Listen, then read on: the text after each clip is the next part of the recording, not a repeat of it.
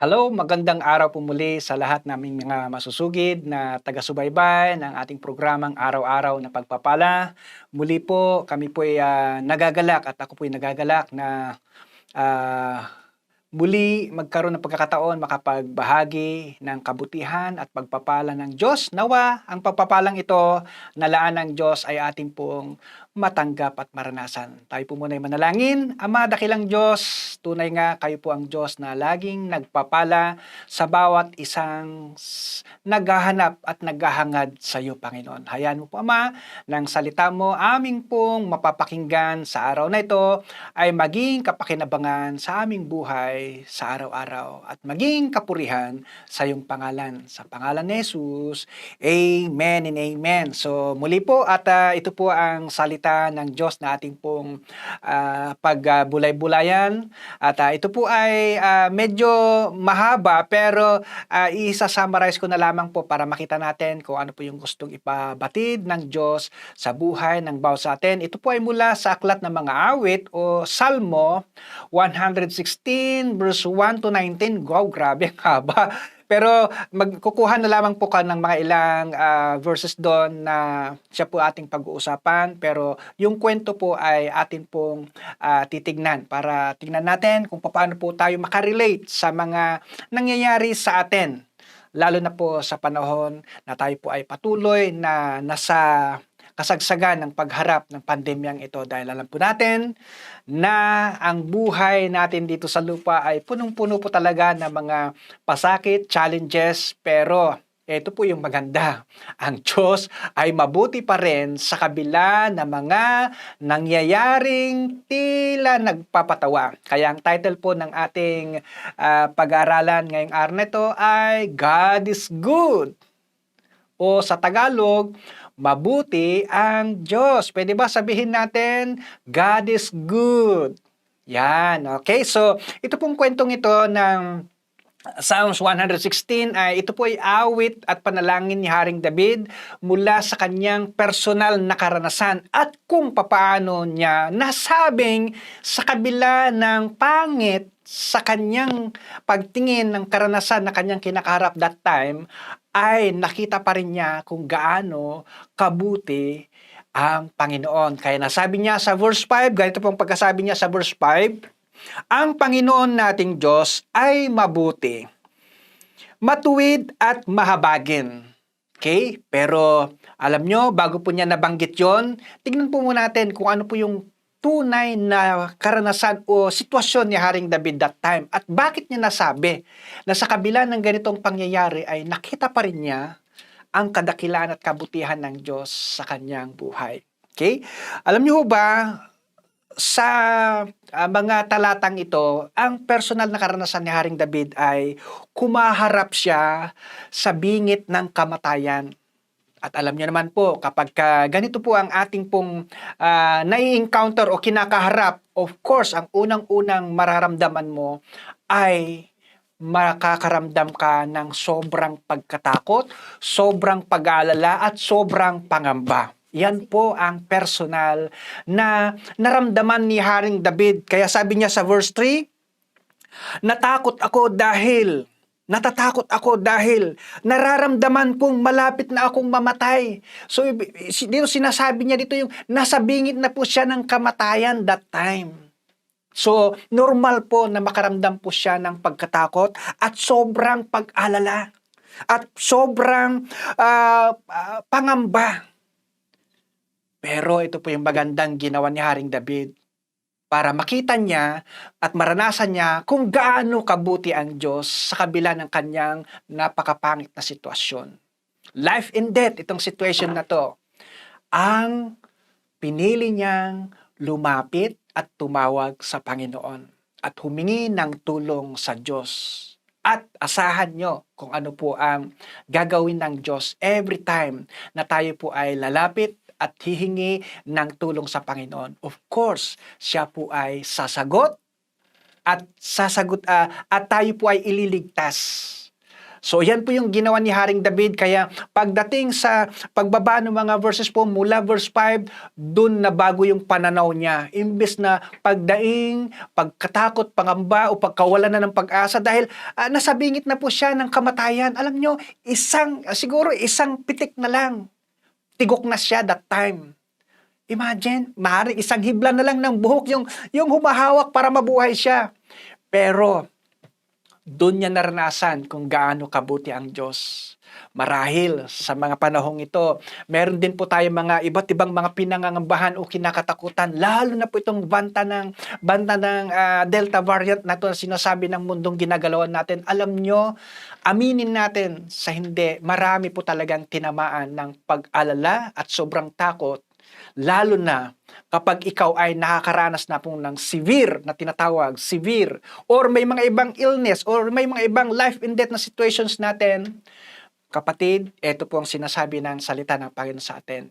Ang ikaw ay tumawag at lumapit sa Panginoon para nang sa ganon, parang si Haring David, masasabi mo pa rin, mabuti pa rin ang Diyos. So nakita natin kung ano po paano nakita ni Haring David na sa kabila ng pangit niyang sitwasyon, paano niya nasabing napakabuti pa rin ang Diyos sa kabila ng mga pangit niyang sitwasyon dahil naranasan niya ang pagsagot ng Diyos, ang pagdinig ng Diyos sa kanyang panalangin at pagtugon kung paano siya pinalaya, kinahabagan at tinulungan, iniligtas, pinalakas ng Panginoon. So lahat po yon ay nag-contribute sa kanya para mabago yung kanyang pananaw na matakot na lang, malugmok na lang sa pag-aalala, panghinaan na ng loob, mawala na ng pag-asa. Nabura lahat yun at ang nakita niya, God is good. Nawa kapatid, ito rin po yung gusto kong sinasabi ng salita na makita natin sa mga panahong ito. Pwede ba sa mga may kagayang pinagdadaanan, marahil nasa bingit ka ng alanganin ngayon, bingit ng kamatayan o bingit ng alanganin ng sitwasyon, maaring mawawalan ka na ng trabaho, maaring yung negosyo mo pabagsak na, maaring relationship mo sa iyong pamilya, medyo nasa bingit na po ng alanganin. Huwag kang mag-alala kapatid. Tignan mo ang kabutihan ng Diyos na inilaan sa iyong sitwasyon na pinagdadaanan. Ngayon po, ito po yung magandang tanong na nagawa ni Haring David sa kanyang sitwasyon. Sa kabila ng mga pangit na sitwasyon, nakita niya, na-realize niya kung gaano kabuti ang Panginoon. Kaya sa verse 12, sabi niya dito, ano kaya ang maigaganti ko sa Panginoon sa lahat ng kabutihan niya sa akin? Wow, napakapositibong pananaw sa kabila ng pagharap ng mga life and death situation, yung mga nasa alanganing sitwasyon. Nawa mga kapatid, ganito rin po yung kababagsakan ng ating mga kaisipan. Yung nananaig po yung kabutihan ng Diyos sa ating mga sitwasyon. Again, ito po yung sakong natutunan dito. The more na mas matindi ang iyong pinagdadaanan, the more na mas matindi mong mararanasan pala ang kabutihan ng Diyos sa atin. So ito po ano yung mga pwede daw natin maiganti sa kabutihan ng Diyos sa atin sa kabila ng mga pangit na sitwasyon. Magbibigay lamang po ko ng mga ilang ginawa ni Haring David para yun din po yung pwede natin magawa para pangontra, pambalanse sa mga pilit na ginagawa ng sitwasyon natin na yun na pilit niya tayong ibinabagsak, ninanakaw yung joy natin, ninanakaw yung ating hope, ninanakaw yung peace natin. Again, number 1 na kailangan natin gawin at pwede natin maiganti o maisukli sa kabutihan ng Diyos sa atin. Number 1, sa verse 13, ang sabi niya dyan, patuloy kong sasambahin ang Panginoon. So, yun po yung isang kailangan daw natin gawin para maipakita natin, masuklian natin yung kabutihan ng Panginoon. Patuloy tayong sasamba sa Kanya. Patuloy natin siya pupurihin. Patuloy natin siyang pasasalamatan. Patuloy natin siyang dadakilain sa buhay natin. Pangalawa, patuloy akong maghahandog ng pasasalamat sa Kanya. So, huwag po kayong mawalan ng sigla na laging magpasalamat sa Panginoon kahit na pangit na sitwasyon. Sabi nga ng salita ni Lord, in all things, give thanks. Ganun po ang magandang pwede natin maisukli sa Panginoon sa kabila ng mga pangit na sitwasyon para lalo natin makita kung gaano kabuti ang Diyos. And number 3, verse 14, Sabi niya rito, tutuparin ko ang aking mga pangako sa Panginoon sa harap ng kanyang mga mamamayan. Alam nyo, minsan ito po yung nakakagulat. Aminin man natin sa hindi, napakarami po tayong mga vows o mga pangako sa Panginoon na minsan nakakalimutan natin. Pero ngayong araw ito, nire-remind ni Lord, baka naman, kapatid, ate, kuya, meron ka mga pangako na nakalimutan mo na kailangan mo lang ibalik sa Panginoon para masuklian natin kung gaano kabuti ang Diyos natin. Amen po ba? So, ayan po yung mga ilang mga pwede natin maibalik bilang pasasalamat, bilang sukli o bilang recompense doon sa ginagawang kabutihan nating Diyos na buhay sa ating buhay. And then lastly, yung verse 1, patuloy kong mamahalin ang Panginoon. Diba? Napakagandang kaisipan sa ating buhay araw-araw na sa kabila ng mga pangit na sitwasyon ay nananaig pa rin natin nakikita kung gaano kabuti ang ating Diyos. So sa araw na ito, maaring nasa situation ka nga po ng bingit ng alanganin, bingit ng kamatayan o anuman mga masasalimot na sitwasyon sa araw na ito, kapatid, ate, kuya, tignan mo yung magandang ginagawa ng Diyos sa iyong mga sitwasyon. Tayo po'y manalangin. Ama, dakilang Diyos, kilala mo ang sino man na may pinagdadaanan na mga pangit na sitwasyon sa kanilang mga buhay. Maaring nasa bingit ng kamatayan ang kanilang mga sitwasyon o may mga mahal sila sa buhay na nasa alanganin ang kanyang sitwasyon, Panginoon. Maaring nasa bingit ng alanganin na po ang kanilang negosyo, maaring nasa alanganin na rin pong sitwasyon ng kanyang trabaho, nasa alanganing sitwasyon ng kanyang kalusugan. Lord, ako po'y nagdideklara ng kabutihan mo ang siyang makita at maranasan ng mga taong may ganitong sitwasyon sa mga sandaling to.